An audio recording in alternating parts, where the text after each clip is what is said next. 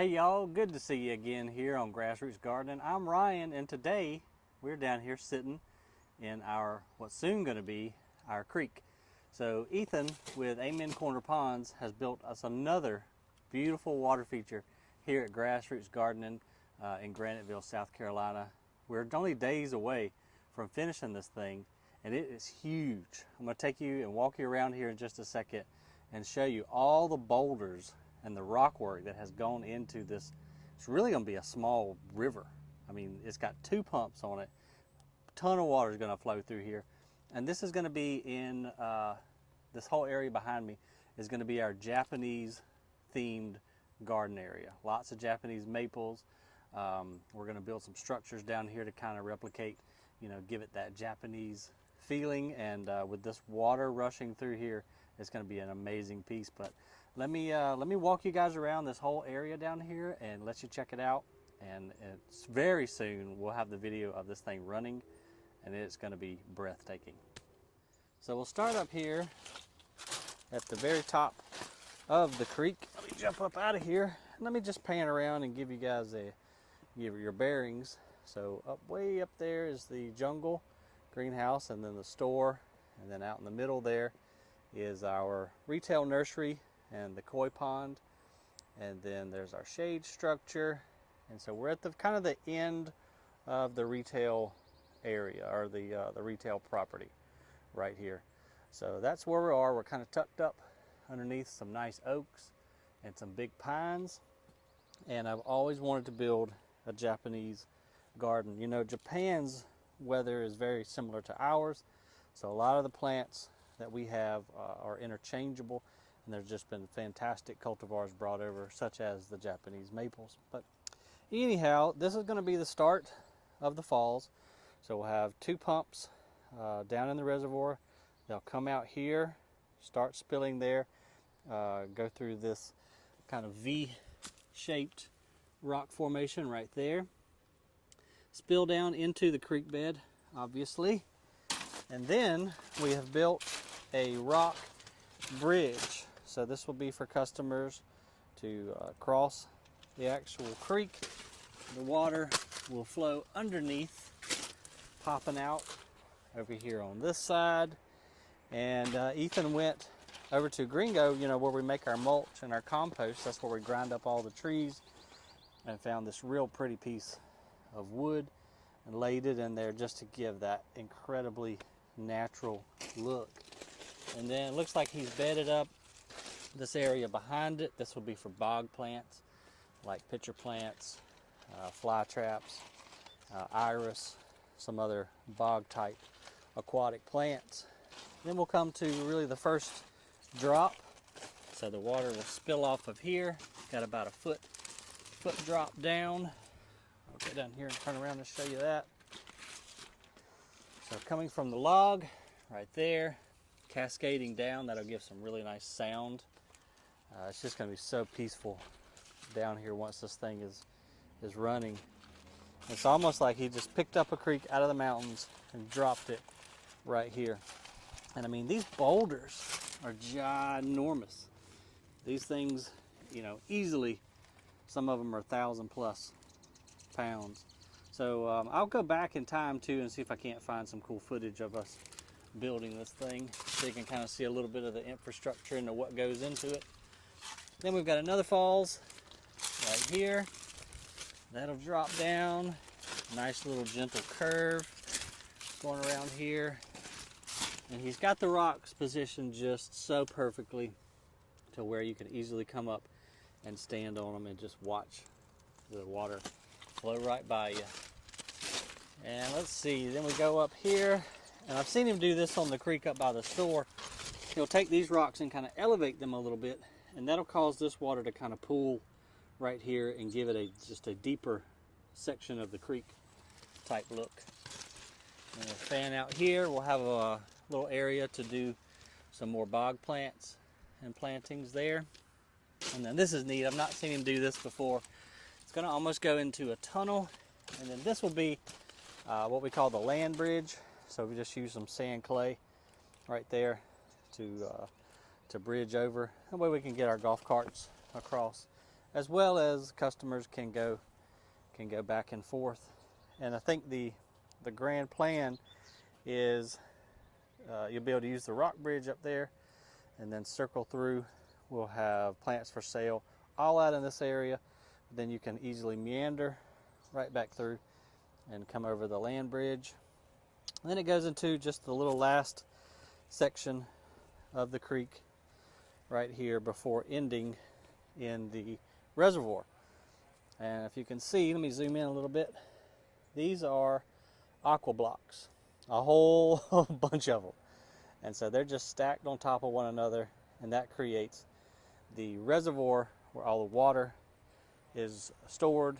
And they're really strong, so we're going to put a bed of rock on top of it, and that'll act as a natural filter and just look, make it look better. Might be able to even grow some pitcher plants out there. So maybe when I divide some of mine, maybe I could have a couple out there just growing, getting ready for sale.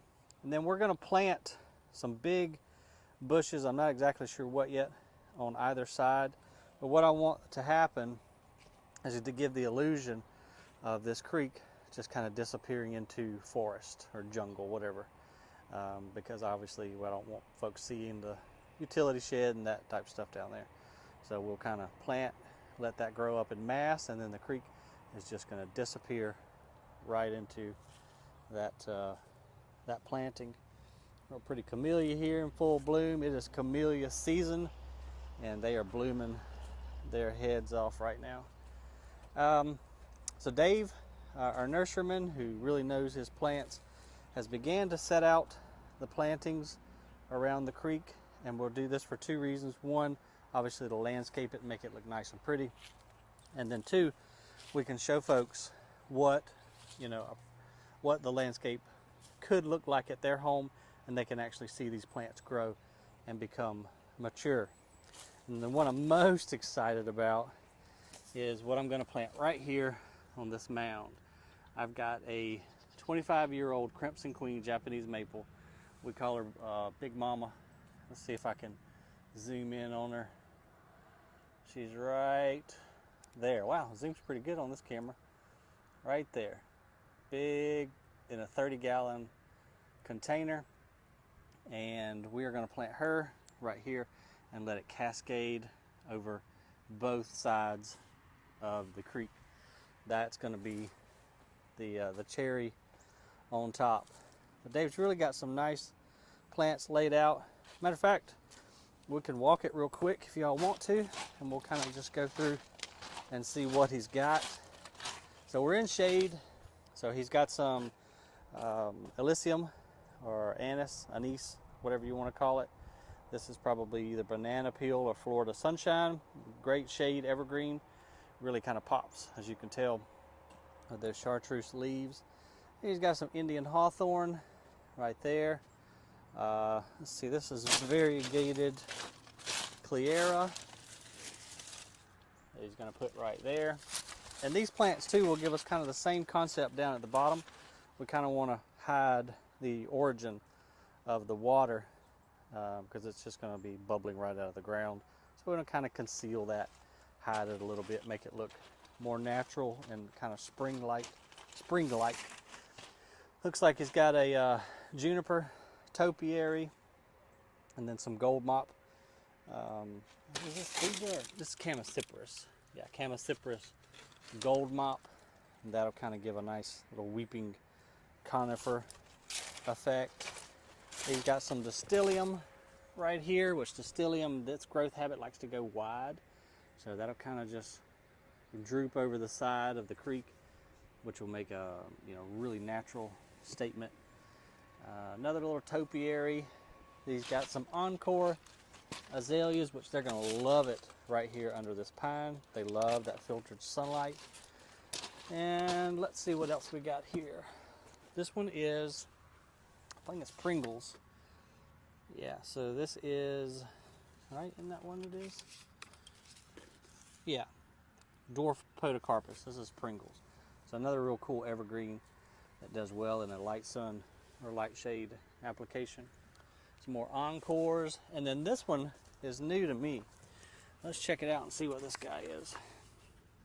So this is box honeysuckle thunderbolt. So I don't know a whole lot about that one. It's like 5x5, and can't tell you much about it because, like I said, it's a new one.